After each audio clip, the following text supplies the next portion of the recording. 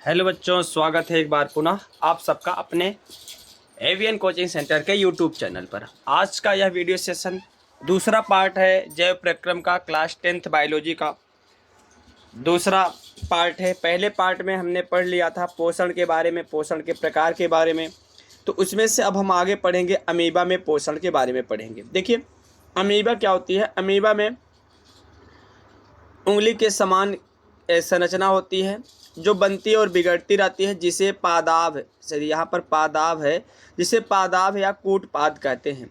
यह पादाव और कूटपाद जो होता है बनता और बिगड़ता रहता है।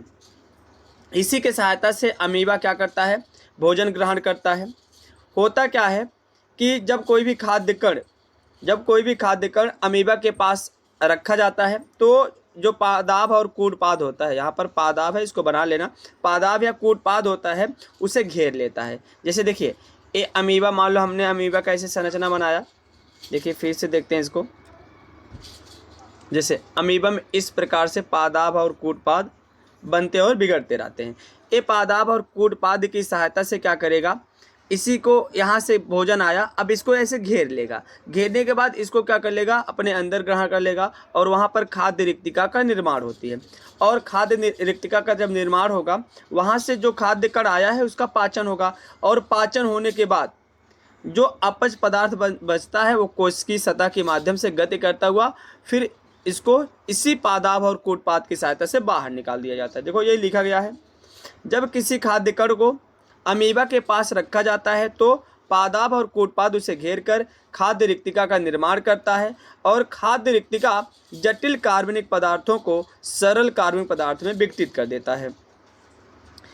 और फिर क्या होता है, तथा भोजन का पाचन करता है और शेष अपच पदार्थ कोश की सतह से गति करता हुआ पादाव या कूटपाद की सहायता से बाहर निकाल जाता है।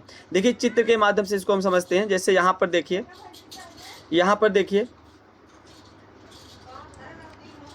देखिए ये पहले क्या है, अमीबा है, यहाँ पर इसका केंद्रक होता है, यहाँ पर खाद्य कण आया, फिर क्या किया, इसको घेर करके यहाँ पर खाद्य कण यहाँ आ गया। फिर इसके बाद ये क्या करता है, यहाँ पर देखिए एक खाद्य रिक्तिका बनाता है। अब खाद्य रिक्तिका में जो खाद्य कण है इसका पाचन होगा, फिर कोश की सतह से गति करता हुआ यही खाद्य कण इसी पादाव और कूटपाद की सहायता से बाहर निकाल दिया जाता है। तो समझ में आया, मतलब अमीबा में क्या होते हैं, जो प्रवर्ध दिखाई दे रहे हैं, अंगुली के समान जो प्रवर्ध दिखाई दे रहे हैं, इसी को बोलते हैं पादाव या कूटपाद, और इसी की सहायता से अमीबा खाद्य कण को ग्रहण करता है और उसका जो उत्सर्जन होता है इसी की सहायता से करता है। चलिए आगे देखते हैं, पौधों में पोषण देखते हैं। पौधों में पोषण का मतलब प्रकाश संश्लेषण की क्रिया, आपको पता है। जो पौधे होते हैं, ध्यान से समझिए, जो पौधे होते हैं, पौधों में पोषण प्रकाश संश्लेषण की क्रिया द्वारा होती है। प्रकाश संश्लेषण की क्रिया में जानते हैं, आप बता सकते हो, कमेंट करके बताइए क्या क्या जरूरी होती है प्रकाश संश्लेषण में, आप कमेंट करके जरूर बताइएगा। आगे देखते हैं, प्रकाश, इसमें क्या होता है, यह एक प्रकार की जैव रासायनिक प्रक्रिया है जिसमें प्रकाश ऊर्जा की सहायता से अकार्बनिक पदार्थ जैसे CO2 और H2O से कार्बनिक पदार्थ जैसे ग्लूकोज C6H12O6 का निर्माण होता है।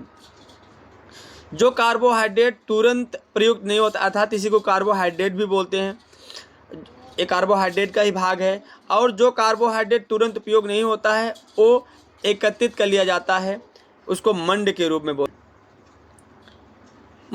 में एकत्रित कर लिया जाता है। और पौधे को भोजन बनाने के लिए क्या क्या जरूरत होती है, अभी हमने बताया, कमेंट करके आप बताना। देखिए यहाँ पर लिखा भी गया है क्या, क्लोरोफिल वर्णक, H2O, सूर्य का प्रकाश, CO2 तथा पोषक तत्व एवं खनिज की क्या होती है, आवश्यकता होती है। मेन क्या क्या, क्लोरोफिल वर्णक की आवश्यकता होगी, H2O की आवश्यकता होगी, सूर्य का प्रकाश की आवश्यकता होगा, CO2 का, और जो भी पोषक तत्व है उनकी क्या होती है, आवश्यकता होती है। अब हम आगे देखते हैं, आखिर प्रकाश संश्लेषण के दौरान कौन कौन सी घटनाएं घटित होती है। जब प्रकाश संश्लेषण की क्रिया होती है, अर्थात पौधे अपना भोजन बनाते हैं, तो कौन कौन सी क्रिया होती है। इसमें देखिए पहला क्रिया क्या होती है, जो क्लोरोफिल वर्णक होता है, ये प्रकाश ऊर्जा को अवशोषित कर लेता है और उसको रासायनिक ऊर्जा में रूपांतरित कर देता है। मतलब क्लोरोफिल वर्णक प्रकाश ऊर्जा को रासायनिक ऊर्जा में परिवर्तित कर देता है। दूसरा चीज़ क्या होता है कि जल के अणुओं का जल के अणुओं का ऑक्सीजन व हाइड्रोजन में अपघटन होना है, मतलब जो जल होता है एक टूटता है और हाइड्रोजन और ऑक्सीजन के रूप में अपघटित होता है।